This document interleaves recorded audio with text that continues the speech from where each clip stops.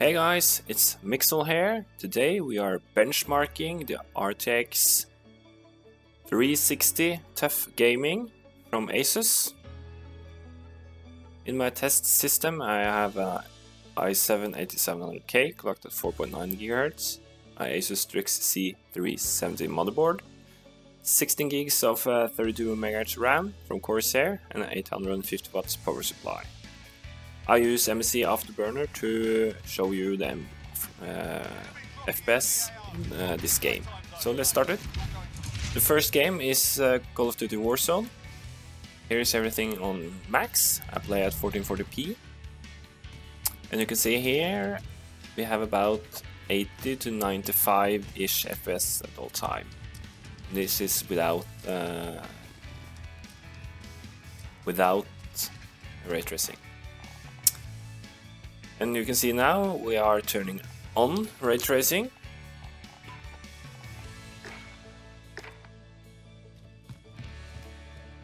In-house we have about 90 FPS then, more shadow there, so it's good to be inside, show you the performance there.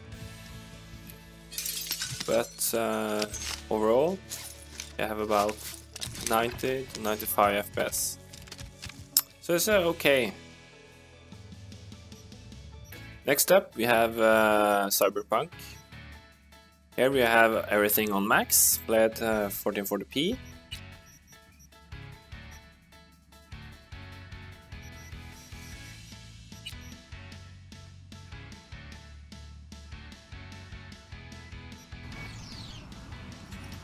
You can see here we have about 40, 45 FPS at all time. It is not so great, so I recommend to lower your settings to try to get 60 FPS. But in my opinion, this card is not meant to be 1440p, but 1080p.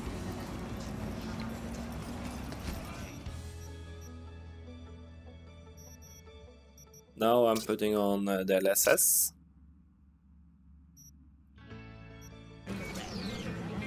And now you can see we are almost hitting 60 FPS at all time. But it is not so great actually, so this card is not meant to be 1440p. It's meant to be 1080, and then you can play with ray tracing. Yeah, maxed out settings. We are turning on now just ray tracing, not the other, because you don't have the GPU power to use that. And I can show you here, you have about 70 to 65-ish FPS at all time. You can try to have more ray tracing stuff on, but yeah, it's a bad experience in my opinion. Next game is CSGO. Here we have about 250 to 300 FPS at all time.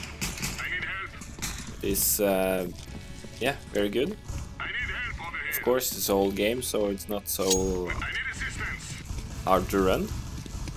But you can see here, I think it's similar to a 1080 from 4 years ago. Pascal. So same performance here. That was a high-end card. Now the 360 is a low-end card. Next game here is Fortnite. Everything on max. And now we are trying with the DLSS first. Only that. And you can see here we have about 140 to 160 FPS. So it's very good.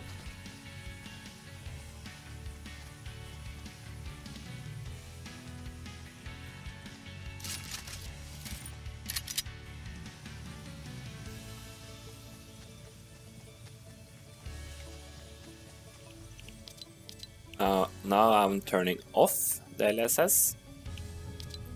Again, you can see here the performance hit is about 30%.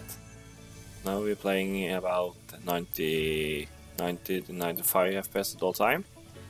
It's a smooth experience, so yeah, it's great. So if you're playing Fortnite, this card is very good at 1440p.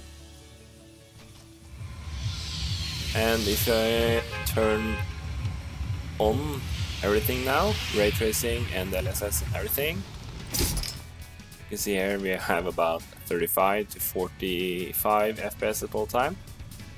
That is not a smooth experience, it's lagging and suffering hard. So I think if NVIDIA if you don't have the DLSS on, you can't play with this card when ray tracing is enabled.